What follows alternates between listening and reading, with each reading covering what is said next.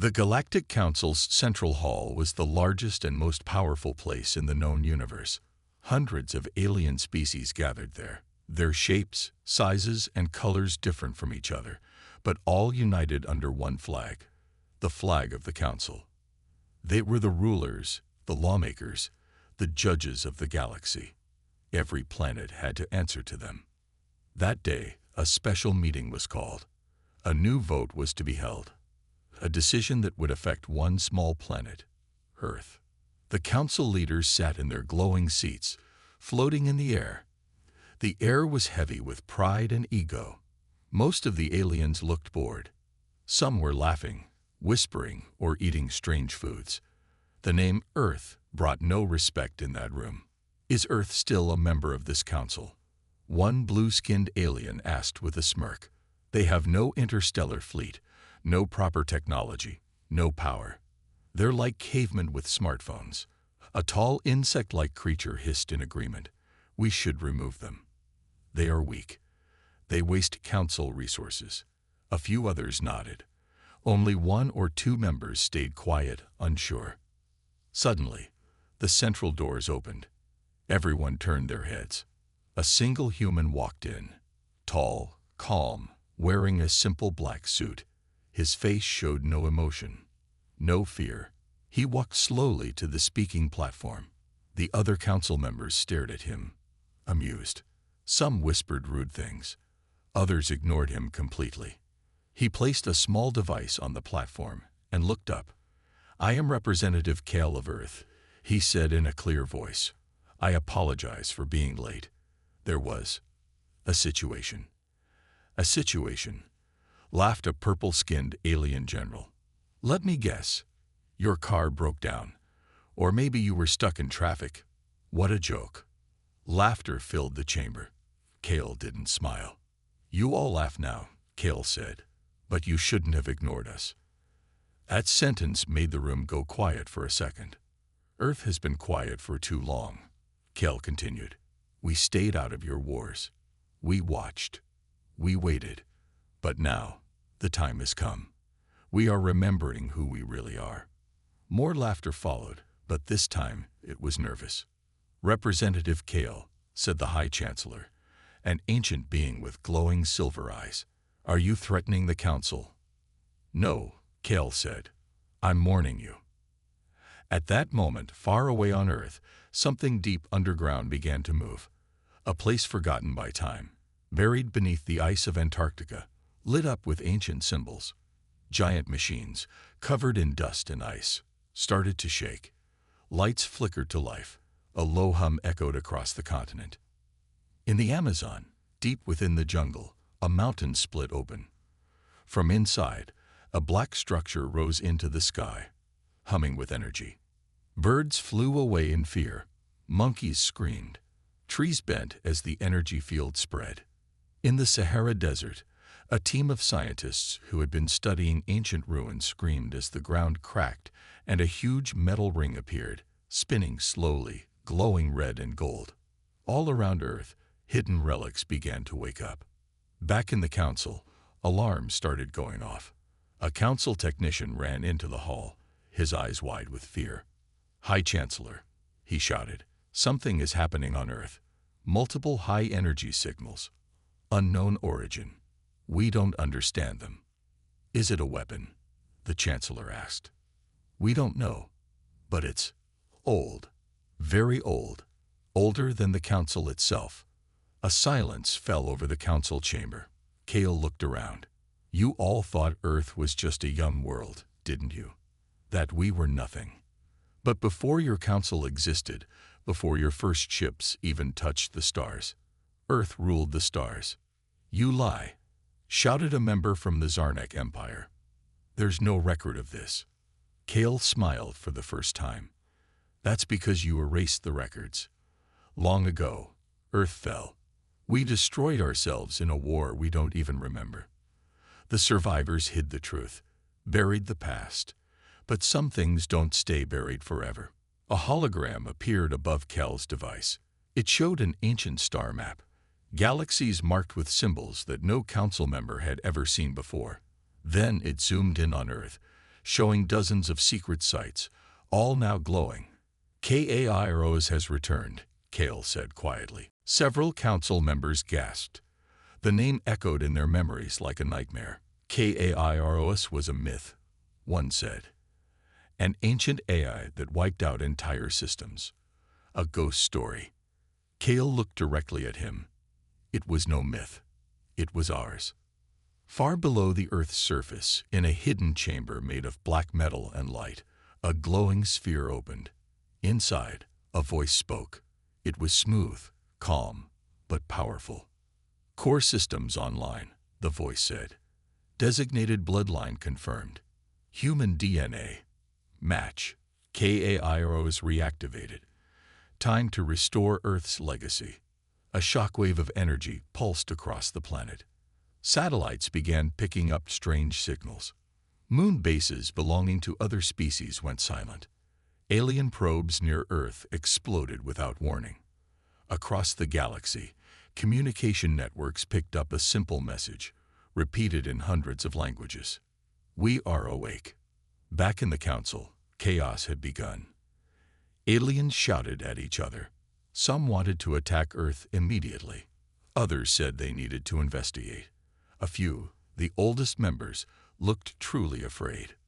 We need answers, the High Chancellor said. Kale, what have you done? Kale stared at him, his voice steady. I didn't do anything.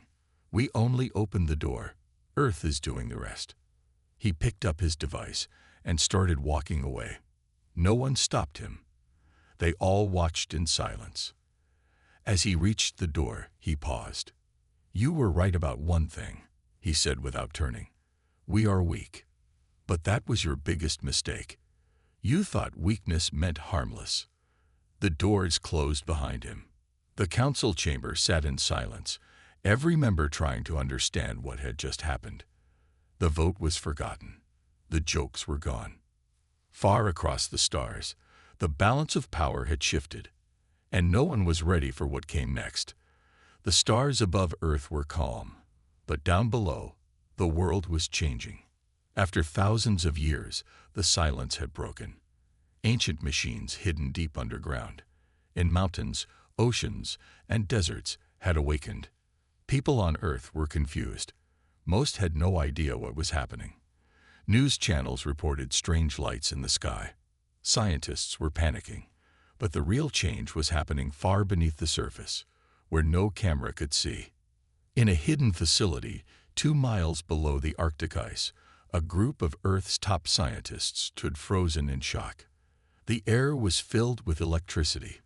On the wall in front of them was a sphere, floating in the air, spinning slowly, glowing with a strange golden light. It wasn't made by human hands. It pulsed with power. Ancient symbols covered its surface.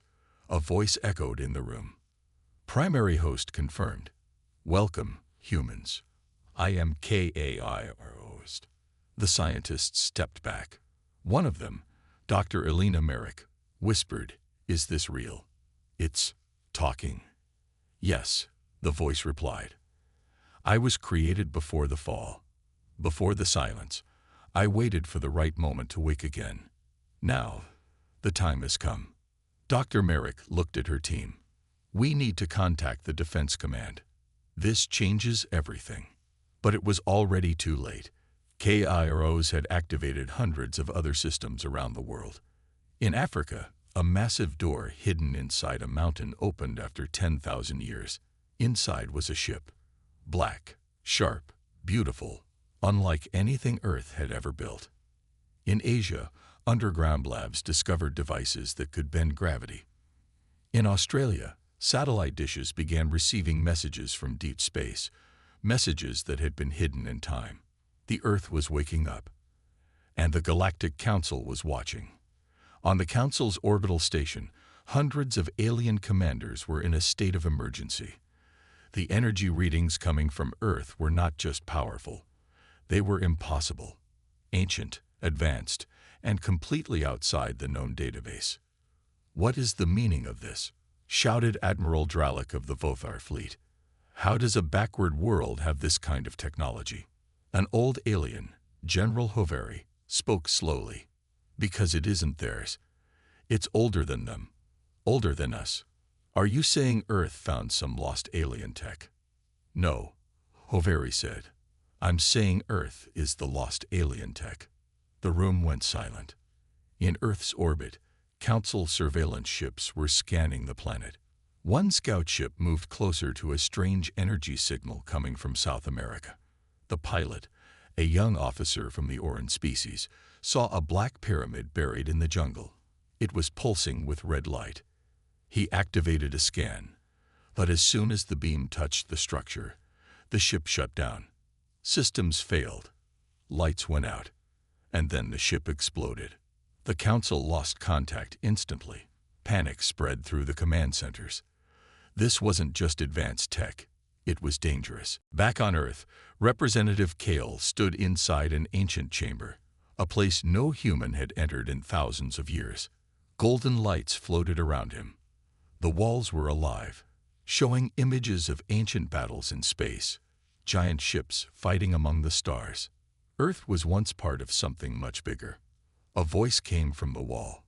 It was Kairos again. Your species forgot who they were, but you are the descendant of the architects. You are the heir. Kale took a deep breath. Why now? Why return now? Because the stars are aligning again, Kairos replied. Because the Council made a mistake.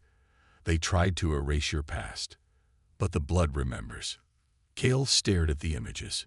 He saw humans in armor fighting side by side with machines, defending planets from something dark, something with wings and fire and shadows. He didn't understand it fully, but something inside him did. It was like waking from a dream. What do you want me to do? Kale asked. Unite Earth, Kairos said. The old world must rise, and when it does, the galaxy will remember. At the same time, strange things began happening across the world. People began having dreams, visions of places they had never seen. Some drew symbols without knowing what they meant. Some heard voices calling them to secret places. A connection had begun. Something inside the human DNA was responding. Earth's governments tried to hide the truth, but they couldn't stop what was coming. The power was growing too fast. In space, the Council called another emergency meeting. This is a threat to the balance of the galaxy. Admiral Drellick shouted. Earth must be stopped before it fully awakens. But how? Asked another. We attack and risk war. What if they have weapons we can't see? They don't have a fleet, someone argued. We strike fast, destroy the core, and leave. The High Chancellor stood slowly. No, we don't act in fear. Not yet. We observe. If Earth truly has awakened an ancient power, then we must understand it, or it will destroy us all. Meanwhile, deep under the oceans, a signal was sent. A beacon that hadn't been used in over 100,000 years. It went through space, faster than light, calling something far away. Kairos knew it had started a chain reaction, and the galaxy would never be the same again. Earth was no longer silent. Across the galaxy, powerful races watched with fear as the once ignored planet began to shine with a strange and ancient light. The signals coming from Earth were growing stronger each day. Old machines, long thought lost to time, had begun moving. The planet's surface was changing, and deep within its core, something was alive. The Galactic Council couldn't wait any longer. A secret meeting was held in the dark void of space, far from the usual council chambers. No recordings, no politics, just war leaders from powerful species. Their decision was simple: stop Earth before it remembers everything. A strike team was formed. Fast, quiet, deadly. It would not be an official attack, just a containment operation. The Council still hoped the rest of the galaxy wouldn't notice or care. 3 ships were chosen. Black war cruisers with stealth engines. Each ship carried elite soldiers trained to invade and destroy. Their mission: go to Earth, find the ancient AI called Kairos, and shut it down by any means necessary. They launched in silence, no warnings, no announcements, but KAIROS knew they were coming. On Earth, Kale stood on the edge of a high cliff overlooking a glowing city. It wasn't made by modern humans. It had risen overnight from the ground, piece by piece, like something alive. The architecture was not of this age. Smooth black towers, golden energy lines, floating platforms. It was like a dream from the stars. KAIROS spoke to him through a glowing crystal embedded in his wrist. They are coming. 3 ships. Armed. Hostile. Kale didn't look surprised. Can we stop them? Yes, KAIROS said, but not with weapons alone. Humanity must awaken. You must lead. Kale didn't feel like a leader. He had been a diplomat, not a warrior, but something inside him had changed since he touched the crystal, since the systems began calling him Hare. He turned to the group of people standing behind him. Scientists, soldiers, engineers, civilians, all chosen by the AI, all drawn to this place by strange dreams and visions. It's time, he said. We protect our world. As the alien ships entered Earth's atmosphere, everything became silent. High above the clouds, the lead ship opened its bay doors. Soldiers floated out, covered in black armor, eyes glowing red. They moved fast, invisible to normal radar, heading straight for the Antarctic facility where KAIROS had first awakened. They never made it. As they flew over the icy land, something massive rose from beneath the snow. A machine. No, a creature, 10 stories tall, covered in ancient markings. It didn't use bullets or lasers. It simply moved, and space around it shifted. Gravity bent. Time slowed. The alien soldiers were frozen midair, unable to move. Then, one by one, they vanished, turned to light, and scattered into the wind. On board the council ship, alarm screamed. Unit 1 lost. How? The captain shouted. What weapon did they use? No weapon detected. It's like reality broke. At the same time, the second strike ship landed near the Amazon, aiming for the Black Pyramid discovered in Part 2. Their mission: destroy the power source deep inside. They entered the structure with caution. Inside was dark, silent, but alive. As they moved through long, narrow tunnels, strange lights lit up along the walls. The soldiers began hearing whispers, voices speaking in their own languages, calling them by name. One soldier screamed and dropped his weapon. He pointed at a wall, shaking. That's my daughter. That's her voice. But she's dead. The others began to panic. Their minds couldn't handle the strange psychic energy inside the pyramid. Then, from the shadows, a humanoid figure appeared. Not quite human, not quite machine. Eyes glowing blue. It didn't speak. It simply raised its hand. The soldiers collapsed. All at once. Asleep. Or dreaming. No one knows. Only one soldier survived. Barely. He was found days later in the jungle, whispering one word over and over. Hare, hare, hare. Back in orbit, the third ship tried to escape. The captain ordered retreat. But Earth was no longer defenseless. A ship rose from the ocean, black and sleek, moving without fuel or flame. It didn't launch missiles. It didn't fire lasers. It simply appeared in front of the council cruiser and blinked. In 1 second, the enemy ship's engine shut down. Its weapons melted. Its crew forgot why they had come. KAIROS spoke one word into their minds. Go. And they did. The Council's secret mission had failed. And now, the galaxy was watching. News of the event spread fast. Other races, long under the Council's control, began to ask questions. Who really were the humans? Why were they able to control such ancient power? What else was hidden on Earth? On Council homeworlds, people started protesting. Some even called for peace with Earth. But the Council leaders were furious. In the chamber, Admiral Dralick slammed his fist into the table. "We should have destroyed them when we had the chance." "They didn't attack us," said a calmer voice. "They defended themselves. And they did it without killing." "That's worse," Dralick shouted. "They made us look weak." The High Chancellor stood up. "This changes everything. We have made a deadly mistake. We woke a sleeping force, and it remembers." Back on Earth, Kale stood before a crowd. People from every country had come to hear him speak. Above them floated images of the battles, the strange events, the alien ships. "We were told we were alone," he said. "We were told we were weak, that our voices didn't matter. But now the galaxy sees us. Now they remember who we are." He raised his hand, and the symbol of the ancient star empire appeared in the sky. A circle with 3 lines, glowing bright gold.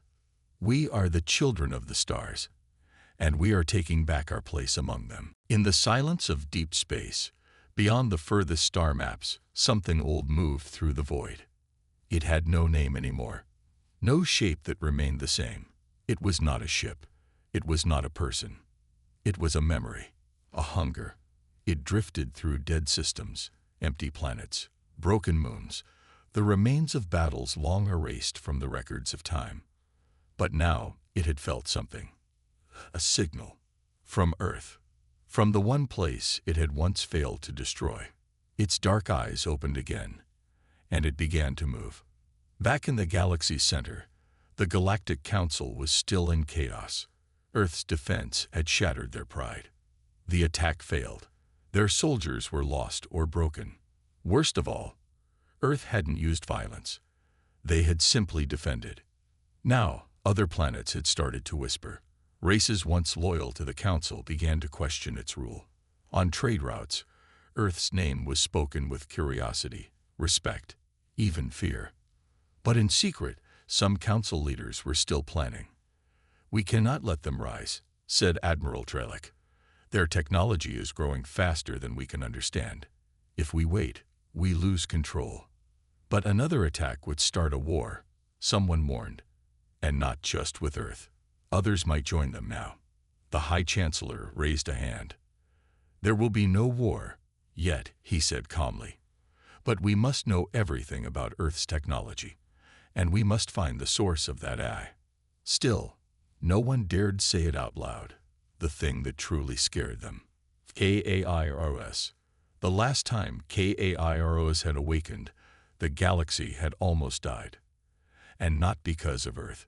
Because of something KAIROS was created to fight.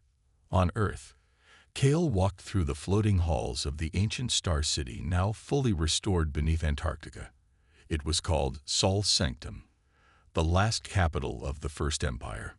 Humans from all over the world had gathered there, guided by dreams and instincts they couldn't explain. Some discovered they could interface with the technology just by touch. Others remembered blueprints, star charts, languages no one had spoken for 100,000 years. Earth wasn't evolving. It was remembering. Kale entered the core chamber, where KAIROS hovered in a prism of golden light. The AI spoke as soon as he arrived. "They have noticed," KAIROS said. "And they are coming." Kale frowned. "The Council again." "No," KAIROS said. "Something else. Something worse. Something we were built to stop." The chamber grew colder. Shadows rippled on the walls, though no light had moved. Kale stared at the images now appearing before him. Old holograms of a war too big to imagine. Stars falling. Planets screaming. Creatures made of black flame and metal tearing through entire systems. They were called the Null, KAIROS said. "They do not speak. They do not think. They only consume." Kale felt a chill deep in his bones. "Are you sure they're still alive?" "They are not alive," KAIROS replied. "They are endless. And now they have felt the signal. The same signal that woke me." Kale clenched his fists. "Then we stop it. Just like before." KAIROS paused. "We did not stop it before," it said. "We delayed it. Across the stars, on a small moon far from the Council's reach, a group of exiles gathered. Pirates, smugglers, scientists who had been thrown out for speaking the truth. They had picked up the dark signal too. A man named Solon, once a Council tech commander, now sat in front of a glowing screen, face pale. "This isn't just ancient tech," he whispered. "This is a beacon. Earth didn't just wake itself up. It woke up everything." Behind him, a woman spoke. "What do we do?" Solon looked at her, eyes wide. "We warn Earth." Meanwhile, the null swarm moved. Silent, invisible, eating stars as they passed. And now, one of their scouts had reached the edge of Earth's system. It was small, only the size of a city, shaped like a jagged moon. It didn't use engines. It floated like a ghost, pulling gravity toward itself, bending reality. Earth's satellites didn't see it, but KAIROS did. Alarms rang inside Sol Sanctum. Kel ran to the command deck. Others followed. "It's not a ship," a technician said. "It's a shadow." Cale stared at the hologram of the strange object slowly approaching from the edge of the solar system. It wasn't moving fast, but it didn't have to. Every satellite near it went dark. A Mars mining station lost contact. Then, a strange black mist spread into space. Cale turned to KAIROS. "Can we fight it?" "Yes," the AI said, "but not alone." Cale nodded. "Then it's time." In the skies above Earth, for the first time in 10,000 years, the Ark ships rose again. Giant vessels built before the fall, now restored by KAIROS and human engineers working together. Each ship carried weapons not powered by fusion, but by will, using a forgotten science once called soul binding. Humans piloted them, not with buttons, but with their minds. And it worked. Because they had done it before. In Council territory, panic had turned into silence. The null signal had reached them too. They remembered what it meant, a darkness that no army could stop. They had once believed Earth was the cause of that darkness. Now they realized Earth might be the only thing that could stop it. The stars were no longer peaceful. Above Earth, the Ark ships, massive, shimmering vessels of gold and blue, stood in formation, ready to face a force far beyond their understanding. For centuries, humanity had been small, insignificant, ignored by the rest of the galaxy. But now, they were not only noticed, they were at the center of a battle for survival. Cale stood at the helm of the Seraphim, the largest of the Ark ships. The ship hummed beneath him, its systems alive with energy. The battle ahead was coming, and it was not going to be easy. Not for Earth, not for any of them. "This is it," Cale whispered to himself. His hands gripped the console, the weight of responsibility heavy on his shoulders. He had been a diplomat, not a soldier. But now, he was the leader of the last hope. In the ship's control room, KAIROS spoke directly into his mind. "The null have arrived. They are close. But you are ready. Humanity is ready." The AI's voice was calm, but Cale could feel the power in it. Earth had awakened, and with it, something else, something long forgotten by the galaxy. Humanity wasn't just fighting to survive. They were fighting to reclaim their place in the stars. On the Seraphim, Cale's team gathered around the central table. Scientists, engineers, soldiers, and the civilians who had helped build this new world. They had all been chosen by KAIROS, drawn together by dreams, by visions of a past they couldn't understand. "We can do this," one of the soldiers said, his voice steady. "We've got the ships. We've got the tech. We've got the will." Cale nodded. But the null are more than just technology. They're a force, a thing that consumes everything in its path. "This won't be like any battle we fought." The crew was quiet for a moment, absorbing the weight of his words.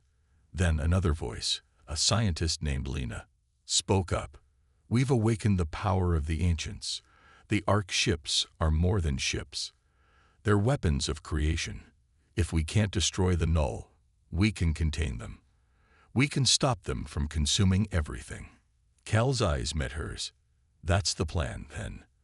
We stop them from reaching Earth, no matter what it takes. Outside, the Ark ships began to move, their immense engines humming to life.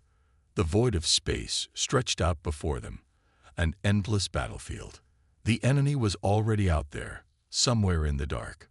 Far beyond Earth's atmosphere, the Null fleet hovered like a storm cloud. Thousands of ships, or what might have been ships, drifted silently. They weren't alive in any way that could be understood. They were made of dark energy, shifting shapes, an endless hunger that spread across the universe. The Null didn't need weapons. They didn't need soldiers. They consumed everything: energy, life, systems. And when they reached a planet, it was gone, erased from existence. The lead Null ship, the Eater, pulsed with dark energy. It was drawn to Earth, to the signal that had woken it from its long slumber. It had once tried to consume Earth's ancestors, but they had resisted. They had fought back. The Null had learned, and now they were coming to finish what they had started. And they would not stop until every last trace of Earth's past was wiped away. Cal's voice broke through the silence. All ships, move out. It's time to show the galaxy what humanity can do. The Ark ships moved as one, cutting through space with a grace and power that was unlike anything the galaxy had seen before. They were not just ships. They were the last remnants of an ancient civilization, powered by technology long thought lost. The Null fleet, sensing the movement, responded. They gathered in a vast formation, their ships closing in on Earth. "This is it," Cal said, his heart racing. "Prepare for battle." The Ark ships deployed their weapons, blades of energy, weapons of light and force that cut through the darkness of space. The Seraphim was the first to engage. It moved swiftly, its energy blades crackling with power as it slashed through the approaching Null ships. But the Null were not so easily defeated. Their ships responded with waves of dark energy, unleashing blasts that tore through the space around the Ark ships. The battle was chaotic, every ship struggling to hold its ground against the overwhelming force of the Null. The Eater moved forward, its presence felt in the very fabric of space itself. It was the heart of the Null fleet, and its dark energy began to spread, attempting to consume everything in its path. "Focus fire on the Eater," Cal ordered. The Ark ships fired in unison, their weapons of light blasting into the dark mass of the Null. But the Eater absorbed the energy, growing stronger with every attack. "This isn't working," Lena shouted. "We need to contain it, not destroy it." "Contain?" Cal asked. "It's the only way," Lena said. "We need to create a field, something that will trap the Eater before it can reach Earth. We can't fight it with sheer power. We have to bind it." Cal hesitated for a moment, then nodded. "Do it." Lena and her team worked quickly, manipulating the ancient technology of the Ark ships. Their minds were linked, working in unison, focusing all their energy on the task. The Seraphim released a pulse of golden light, and a barrier formed, stretching out like a net. The Eater slammed into it, its dark energy colliding with the barrier. But it could not break through. The force of the impact shook the ship, but the barrier held. "We've got it," Lena shouted. "The field is holding." But the Null were relentless. More ships poured into the battle, their dark tendrils reaching for the Ark ships. The Null were like shadows, constantly shifting, trying to break through the field. "Stay focused," Cal shouted. "We have to hold them off long enough to finish the job." The Ark ships fired again, their beams of light cutting through the darkness. The battle raged on, each ship fighting with everything it had. The Seraphim was at the center of the conflict, its energy blades cutting through the Null ships, while the barrier continued to trap the Eater. But the Null were beginning to adapt. They were learning, growing stronger with every passing second. "We can't hold them forever," one of the soldiers yelled. Cale looked out at the battle unfolding before him. The fate of Earth, the galaxy, was on the line. He thought back to the words Kairos had spoken to him. Humanity is the key. He clenched his fists. It wasn't just about fighting. It wasn't just about strength. It was about something more, something ancient, something that had been forgotten.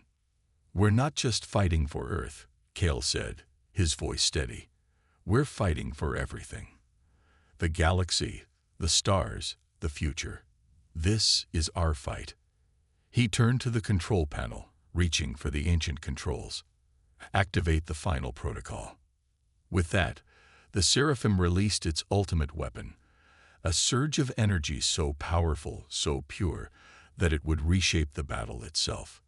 The energy blasted forward, a wave of light and force that consumed the null ships, tearing through their dark forms like a flood of fire. The Eater screamed, its form twisting and collapsing as the light reached it. And then, it was over. The null fleet was gone. The darkness had been driven back. The galaxy had been saved. Earth had won. But the battle had only just begun. Cale stood on the deck of the Seraphim, staring out into the vastness of space. The stars were silent again. But this time, Earth was no longer alone. They were no longer just a forgotten world. They had proven themselves. And now, they would build a future among the stars.